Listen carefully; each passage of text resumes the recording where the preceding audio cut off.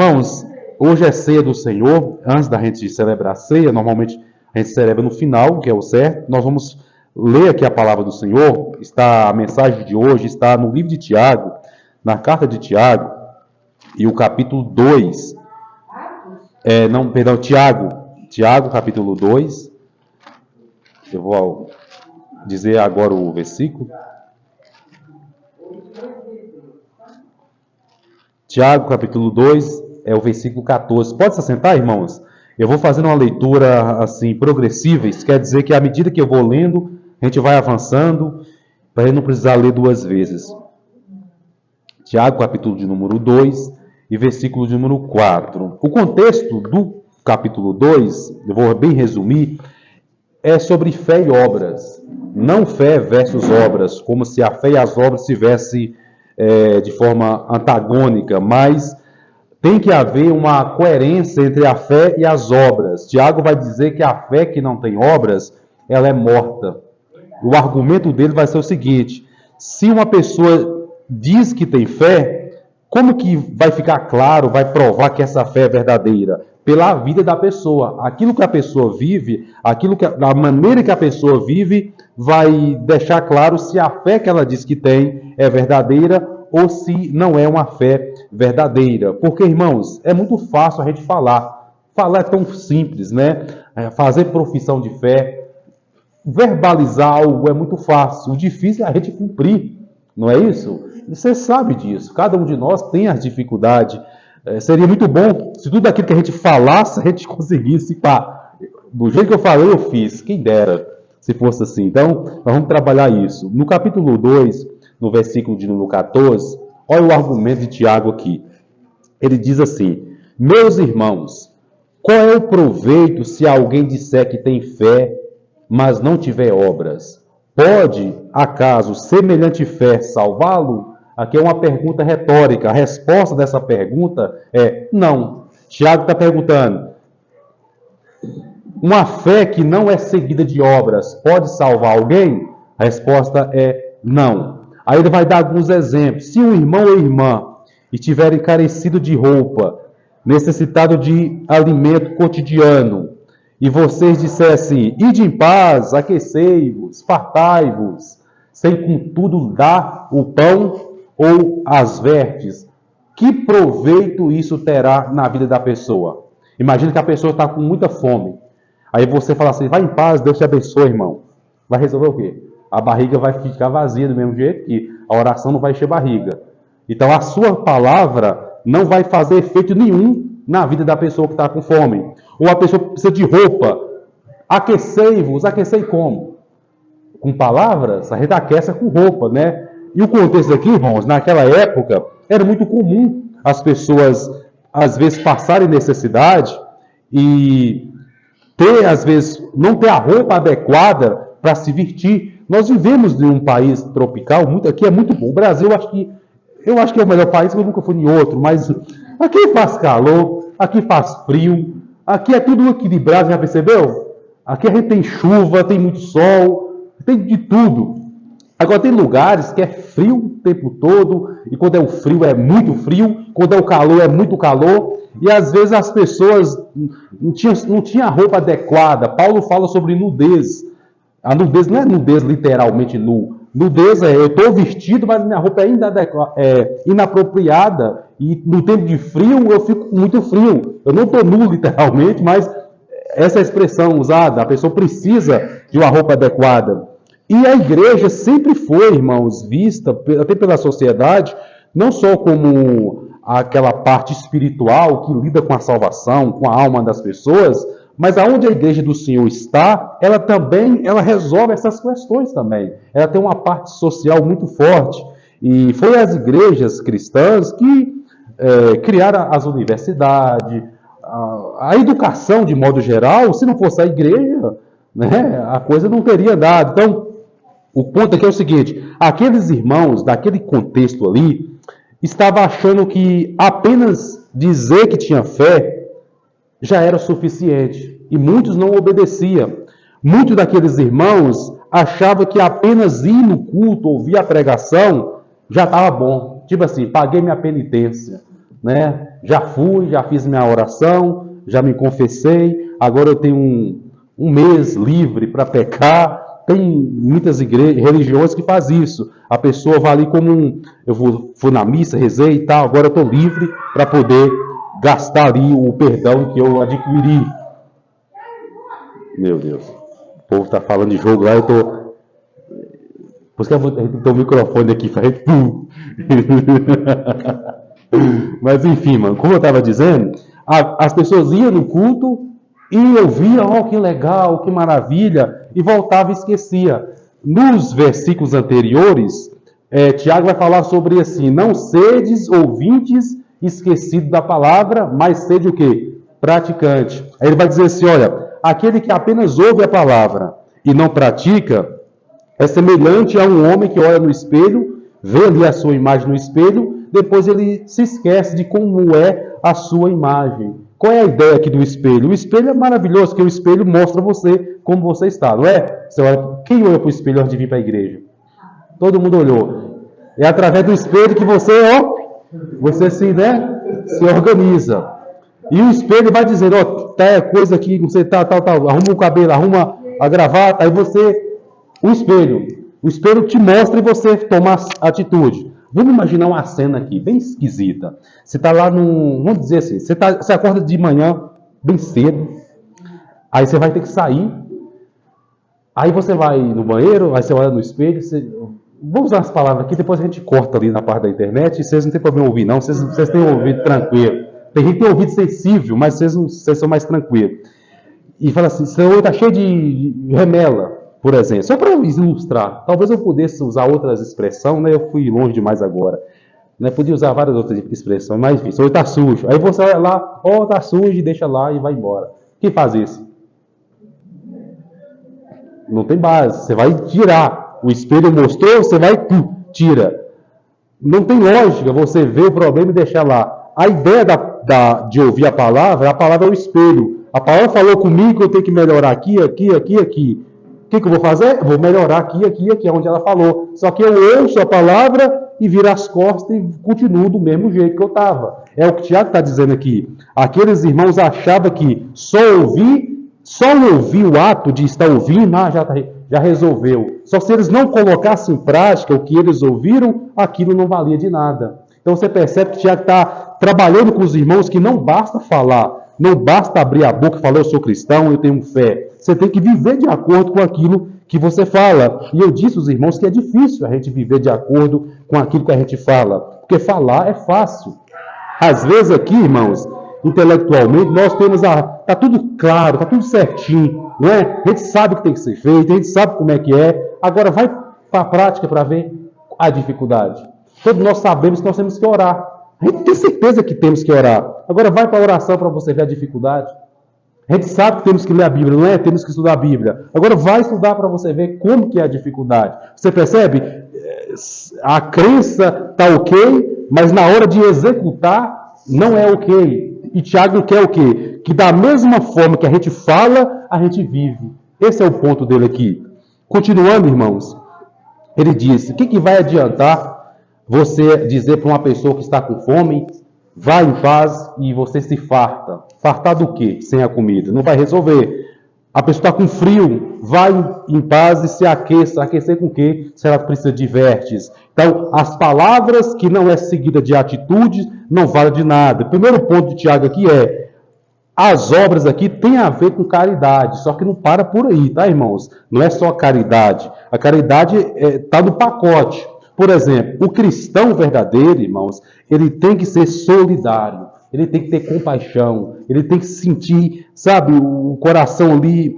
A palavra compaixão quer dizer isso mesmo, é sofrer no lugar do outro, é se colocar na situação da pessoa e tomar uma decisão, uma atitude em benefício daquela pessoa, da mesma forma que você faria se fosse você lá na situação. A gente sabe que nós vivemos num mundo muito insensível, né? As pessoas já acostumou com o sofrimento alheio, elas nem ligam mais. Igual essa notícia da menina passando mal, choca a gente, né? Como é que não dá para você desligar disso? Você fica, meu Deus. Então a gente tem que ter essa sensibilidade. Às vezes a pessoa acostumou tanto dependendo do lugar que mora, com homicídios, né? A pessoa nem se choca mais, é só mais um. Isso é terrível. E a Bíblia fala o quê? Por se multiplicar a iniquidade, o amor de muitos se esfriaria. Ou seja, o que isso quer dizer? O povo vai se acostumando com a iniquidade, com o pecado, e a gente vai perdendo a sensibilidade, e o nosso amor vai se esfriando. E até os cristãos começam a viver como se fosse lá de fora, lá do mundo. Então, o cristão tem que ser generoso, o cristão tem que sentir a dor do outro, e não só chegar com uma palavra, é muito boa palavras, mas palavra, como eu falei, ela tem o seu valor, só que ela é limitada. As palavras, vá em paz, Deus te abençoe, se aqueça, não vai resolver tudo. Então, tem que ser seguido de uma atitude, de uma ação. Então, o cristão verdadeiro, irmãos, ele tem que ter generosidade. Você é assim, irmão? Você é uma pessoa generosa, gente boa, tem alguém ali, às vezes passa uma pessoa perto de você, você vê uma pessoa precisa, você tem coragem de dar a mão ali, ajudar? Claro que eu sei que vocês têm, isso é importante. Temos que ser assim, porque senão que tipo de cristão a gente é? Né? Que tipo de crente nós somos? Que a gente não tem... Por exemplo, a pessoa está passando fome, às vezes precisa de um pastel, você não pode pôr a mão no bolso, tirar R$1, R$2. A gente tem crente que é tão assim, isso é terrível. Não pode ser assim, né? Que fé é essa? Que evangelho é esse? Né? Que a gente não doa, não é aberto para ajudar as pessoas. Então, Tiago está pegando o pé daqueles irmãos aqui, porque havia aquela noção de que, ou seja, eles diziam uma coisa, mas na hora da prática eles não praticavam. Um outro ponto também, está anterior que nós estamos lendo, só para você entender a dinâmica de Tiago aqui, é acerca das acepções de pessoas. Tiago descreve assim, imagina a cena, vocês estão reunidos na sinagoga, aí chega uma pessoa bem vestida, com anéis no dedo, e você fala, ei amigo, vem para cá, senta aqui no local de honra. Aí de repente entra uma pessoa mal vestida, descalça, aí você fala assim, ei, você fica aí onde eu ponho meus pés. Já que absurdo, isso não é acepção de pessoas? E isso estava, de certa forma, acontecendo lá. Quando uma pessoa era rica, porque um rico... Tem rico que parece rico, né, irmãos? Tem uns que vivem no meio de nós e você nem sabe que é rico. Mas tem rico que... Você, cara, tem muito dinheiro. Aparência, né? Aí tem toda aquela... Então, às vezes, alguns irmãos lá naquelas igrejas identificavam aquele homem tem posses, aquele homem tem fazenda, aquele homem é rico, trata bem.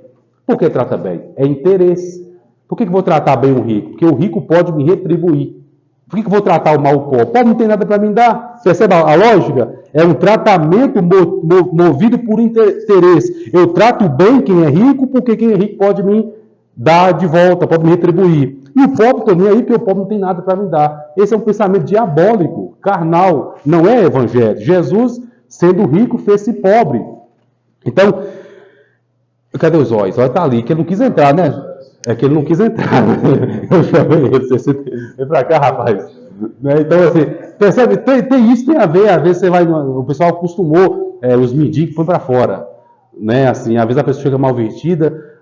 Põe lá no canto. Não põe no meio do povo, não, para não ficar feio na fita. Tipo assim, sabe? Para não atrapalhar. Não tem isso, às vezes, na igreja. Eu não estou dizendo, é claro, a pessoa que vai atrapalhar o culto. Né? Tem gente que às vezes entra bêbado, vai atrapalhar o culto, aí tem que tomar uma decisão ali, porque tem que ter a ordem. Só nesses casos que a pessoa ali tem que ser, de certa forma, colocada no canto, ajudar, auxiliar ela, tal. Agora, fora isso, é todo mundo igual. A igreja é um lugar que está todo mundo no mesmo barco. Pastor está nivelado com todo mundo, não tem esse negócio de você é maior. Na igreja do Senhor, não é todo mundo no mesmo barco. E Tiago está argumentando exatamente isso. Ele não quer acepção de pessoas. E continua aqui, irmãos, no versículo 17. Assim também a fé, se não tiver obras, por si só está morta. Ou seja, da mesma forma que você falar, vai em paz, se aqueça, sem dar a roupa, aquilo não vai aquecer, porque a palavra não vai aquecer. Da mesma forma você dizer, vai e se farta, sem dar comida, aquela palavra sua não vai encher a barriga. Assim a fé. Eu tenho fé. Cadê a obra? Não tem, não vale de nada. É o que o Tiago está argumentando aqui. Aí ele vai argumentar de novo. Mas alguém dirá, tu tens fé, eu tenho obras. Mostra-me essa tua fé sem as obras. e eu com as obras te mostrarei a minha fé. Percebe a dinâmica de Tiago aqui? Tiago está argumentando aqui, dizendo o seguinte: alguém vai dizer assim, Tiago dizer, eu tenho fé. A pessoa vai dizer, eu tenho fé, eu tenho obras. Tá, me mostra a sua fé. Vai mostrar como? Aí Tiago, mas eu com as obras te mostro a minha fé. Você dá para saber que uma pessoa tem fé pelas obras. O que é obra aqui, irmãos? Primeiro ponto, nós vimos aqui caridade. Uma pessoa generosa, uma pessoa que se compadece das outras, já é uma demonstração de obras. Só que não para aí. Que se parasse aí, os espíritos estavam na nossa frente. Né? Mas não para aí. Agora vai vir a sequência. Ele vai perguntar assim, você crê que Deus é um só? A resposta é qual? Claro que eu creio. Ele vai dizer assim, pois é, você faz bem. Até os demônios creem que Deus é um só e eles estremecem diante disso. Aqui já tem outro ponto. Os demônios não apenas creem que Deus é um só, como essa crença que Deus é um só faz os demônios ter medo e estremecer. E o problema do homem é justamente o contrário. A gente sabe que Deus é um só e a gente está nem aí. Né? Então, em outras palavras, os demônios, de certa forma, eles estão mais... É claro, só para resumir, não é que os demônios vão ser salvos, coisa assim. Eles estão perdidos, mas os demônios têm mais noção do que o homem. Que o demônio não... Esse conhecimento do demônio sobre Deus faz eles tremer. E o homem não treme diante de Deus. Os demônios tremem, sabe por que eles tremem? Porque os demônios sabem do julgamento que virá sobre eles. Certa ocasião, quando Jesus chegou em Gadara, naquele episódio do demoniado, sabe? Que tinha legião, que os demônios entram nos porcos, que eu sei que esses irmãos já sabem dessa passagem. E quando Jesus chegou, Jesus perguntou, melhor dizendo, os demônios disseram assim, o que temos nós contigo, Jesus? Vieste nos atormentar antes da hora? Bem sabemos que és o Filho de Deus. Olha só os demônios. O que nós temos contigo? Você vieste nos atormentar antes da hora? Por que antes da hora? Porque os demônios sabem que eles serão atormentados no inferno. Só que eles sabiam também que aquela não era a hora de Jesus jogar eles no inferno. E eles assumem, não é a hora ainda, o que você veio fazer aqui? Vier nos atormentar antes da hora, ou seja, todos os demônios sabem que o fim deles é no lago de fogo. E o homem não está nem aí. Só que a Bíblia fala que o inferno é feito para o diabo e os seus demônios e para todas as pessoas que se esqueceram de Deus. Está lá em Provérbios. Percebe como é que a dinâmica aqui? O homem não está nem aí. O demônio sabe. Porque eles vêm de lá, eles espiritualmente falando, intelectualmente falando, os demônios estão na nossa frente, no conhecimento. E a gente fica aí, né, sem ter muita noção do perigo que nos cerca. Então, aqui você já percebeu, irmão, que a fé aqui tem a ver com a obediência. Não só no sentido agora de ser generoso com o próximo, mas no sentido também de obedecer a Deus de forma geral. Ou seja, fazer aquilo que Deus quer que façamos. É fácil, irmão? É óbvio que não é fácil. Ninguém está dizendo que é fácil. Esse é o desafio da vida cristã. Nós estamos numa guerra. E essa guerra, irmãos, não é contra o demônio, ainda que ele seja nosso adversário, mas essa guerra, ela é contra nós mesmos. Meu irmão, meu principal inimigo tem nome, sou eu, é Girlan. O seu principal inimigo é você mesmo. Sabe por quê? Se você conseguir vencer você, se eu conseguir vencer eu mesmo, eu venci o diabo automaticamente. Então, a guerra espiritual não é um confronto com o diabo. O diabo é um espírito. Vai mexer com o diabo não, irmão, deixa o diabo para lá. Tem gente que tem umas ideias de que vai chamar o diabo à briga, vai ficar, eu vou te vencer, está amarrado. O diabo não está nem aí para essas palavras. Ele está nem aí, ele é um espírito. Ele pegou Adão, Eva, e veio de lá para cá destruindo um monte de gente. Quem vai ser nós para fazer frente a um ser tão miserável, tão poderoso como o diabo? Agora, a nossa guerra, embora nós temos que resistir o diabo, mas o resistir o diabo não é enfrentar o diabo. Resistir o diabo é não fazer aquilo que ele quer que a gente faça. Quando você não faz o que o diabo quer que você faça, você resistiu ele. Aí ele fugirá de você. Como que o diabo vai fugir de mim? Obedecendo a Deus. E não chamando para briga, né? Como besta que fazia antigamente, né? Lá no monte, desafiando, sozinho, né? Sabe, a gente achava que assim, né, a guerra era essa. Resistir o diabo, então eu vou enfrentar o diabo. Aí depois a gente foi entender que não. O diabo está nem aí para essas questões. O foco dele é vencer, nos vencer. Como o Pedro falou, que o diabo, nosso adversário, ele anda ao nosso derredor, rugindo como leão, procurando quem possa tragar. Então, ou seja, ele está em derredor, rugindo. A ideia aí, percebe como é que Pedro coloca? O leão é aquele bicho, aquele predador, né? Se dá um, como é que chama? Rugir, né? É isso. Aquilo assusta, é assustador. Imagina você está num lugar, você ouve aquele rugido, você fica com medo.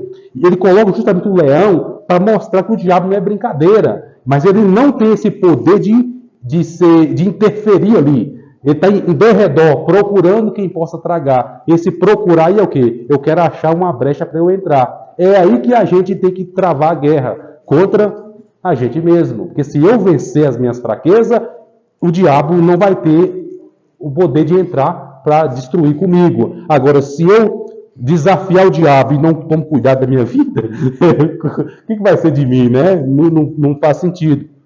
Então, o ponto aqui é, nosso principal inimigo somos nós mesmos, como eu já falei. Tiago está trazendo esse ponto aqui para dizer para os irmãos que a fé, ela tem que ter obras, e a obra, eu já expliquei, ela é de forma geral. Vai tanto da parte da caridade, de ajudar o próximo, como também de obedecer a Deus de modo geral. Para terminar, irmãos, Tiago vai dar 2 exemplos para encerrar o assunto. Porque o argumento de Tiago aqui, irmãos, é o seguinte. Tiago está imaginando aqui que quando essa carta fosse lida, ia ter irmãos que ia discordar dele. Então, Tiago já está antecipando as perguntas que seriam feitas e já está esvaziando antes de ser feita. Vocês entendem essa dinâmica? Por exemplo, conversar pelo telefone é muito tranquilo. Você pergunta, a pessoa responde. Se ficar alguma dúvida, resolve ali mesmo. Conversar pessoalmente, melhor ainda. Agora, conversar por carta é muito complicado. Porque você escreve a carta, aí vai ter um tempo para a carta chegar até a pessoa vai ler a carta, vai ter um monte de dúvida. Vai ter um tempo de ela escrever as dúvidas, as perguntas, vai ter um tempo para a carta chegar até você de novo, vai ter um tempo de você pegar aquela carta, aquelas perguntas e responder aquelas dúvidas e mandar de novo. Percebe? Fica um diálogo longo. Aqui que Tiago fazia, não só Tiago, mas todos os autores do Novo Testamento faziam. Eles antecipavam a pergunta e ele já respondia a pergunta que seria feita. Deu para entender, irmãos? Antes de fazer a pergunta, já sei o que vocês estão pensando, já vou responder agora. Às vezes eu faço isso. Eu estou falando aqui, eu imagino que estão com dúvida, eu já respondo antes de vocês perguntarem. Entendeu? Isso você vai esvaziando as questões. Tiago está esvaziando aqui, porque ele sabe que vai ter irmão lá que vai questionar ele. Tiago, eu não concordo com você. Você está dizendo aí que eu não tenho fé? Eu tenho fé sim. Quem é você para dizer que eu não tenho fé? Aí Tiago está dizendo, então prova então a sua fé. Cadê? Me mostra. Que nada, esse é o argumento de Tiago aqui. Aí Tiago vai dar 2 exemplos. O primeiro exemplo é de Abraão e o segundo exemplo é de Raabe. Abraão vai de um extremo ao outro. Abraão é aquela figura conhecida, famosa, o pai da fé. Todo judeu reverencia Abraão. E Raabe era uma meretriz. Percebe? Em outras palavras, Tiago está dizendo, seja Abraão ou seja Raabe, está no mesmo barco. Tem que ter as obras para provar que a fé é genuína. Em outras palavras, não tem privilegiados. Não é que um vai ser de um jeito e o outro vai ser de outro jeito. Vão ser todos do mesmo jeito. E Abraão, ele disse que a questão de Abraão foi o seguinte. Quando Deus pediu que Abraão levasse Isaque para o sacrifício, Abraão obedeceu e levou. Ele levou, de fato. E ele estava certo, irmãos, de que ele ia imolar o seu filho. E Deus bradou, não faça tal coisa, porque agora seis que temos a Deus. Ou seja, qual é a obra de Abraão aqui, nesse ponto aqui específico dessa passagem? É que a fé dele não ficou apenas nas palavras, mas se quando Deus pede algo extremamente difícil para Abraão, ele falou amém. E ele agiu em resposta àquela orientação de Deus, um teste ali. E isso é as obras. Ou seja, como eu falei, falar que temos fé é fácil. E na hora que a gente tem que provar a fé? E na hora que a gente tem que tomar uma decisão que é difícil, como é que a gente faz? É isso que Tiago está argumentando aqui. E a Raabe é a mesma coisa. Ela era uma meretriz lá de Jericó e ela já tinha ouvido falar do Deus dos hebreus, o Deus que abriu o mar, o Deus que fez as pragas, mandou as pragas, o Deus poderoso. Só que ela tinha ouvido falar desse Deus a partir de boca de outras pessoas que não conheciam Deus. Uma coisa, irmãos, enfim, para resumir, Raabe, como ela tinha essa profissão terrível, ela conhecia muitas pessoas. E a fama chegava até aquele lugar do que Deus estava fazendo. Então, Raabe tinha ouvido falar muito sobre Deus. E ela creu nesse Deus, só que creu sem conhecer. Ela creu de ouvir as pessoas falar. Até que um dia, o que aconteceu? Josué mandou 2 espias para Jericó.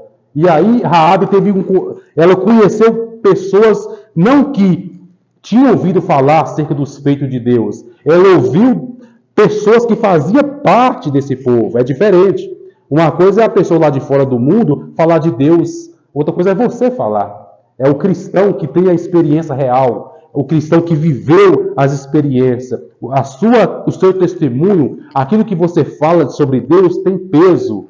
Mais do que o que o cara lá de fora fala. Só que ele aprendeu. Só que ele não viveu isso. Então, quando Raabe, ela já cria em Deus, só que ela não conhecia ainda Deus. E aí, quando esses espias falam de Deus para ela, e quando ela teve a oportunidade de provar que ela cria em Deus, ela arriscou a sua própria vida para salvar a vida daqueles 2 homens. E por causa disso, ela também foi salva com a sua família, e através dela, a genealogia de Jesus passa por ela. Ó que reviravolta! Uma mulher que ninguém dava nada por ela, uma mulher desprezada, desmerecida por todos, se torna essa heroína, por assim dizer. Por causa do quê? Da fé. Ou seja, a fé que foi seguida de obras. Qual foi a obra de Raabe? Ela arriscou a sua vida para salvar a vida daqueles 2 homens de Deus. Amém, irmãos? Para encerrar, ele fala assim, porque assim como o corpo sem espírito é morto, assim também a fé sem obras é morta. Ou seja, percebe que as obras aqui, irmão, não é aquelas obras que você vai fazer alguma coisa para merecer. Não é disso que Tiago está falando. As obras aqui é o resultado da fé. A fé causa a obra. Não é a obra que vai gerar a fé, mas a verdadeira fé gera a obra. Quais são as obras? Eu expliquei tudo. Ser uma pessoa generosa, ajudar o próximo é obras. O cristão verdadeiro tem que ser assim. Obedecer a Deus, fazer aquilo que o Senhor manda, isso são obras. Porque se a gente dizer que somos cristãos, que cremos em Deus, que temos fé em Deus, mas a nossa vida não tem nada, nenhum elemento que comprova isso, nós estamos mentindo. Se você sair por aí e perguntar, 99,999% vai dizer que tem fé em Deus. Olha para a vida deles para tu ver se condiz. A maioria não tem nada a ver. O que faz não corresponde com o que fala. E nós que somos cristãos temos que ter essa vigilância. Eu quero viver de acordo com o que eu falo. Que a parte de falar é a parte que é fácil. Agora a parte de fazer é que é a parte difícil. E esse é o desafio cristão, irmãos. É viver de fato aquilo que professamos. Amém, irmãos? Vocês entenderam aí? Então, vamos sair daqui hoje refletindo. Eu tenho que fazer aquilo que eu sei que tem que fazer, né? Enfim. Eu queria agora, irmãos, passar pelo momento da ceia. A ceia, ela é do Senhor. E a única pessoa que pode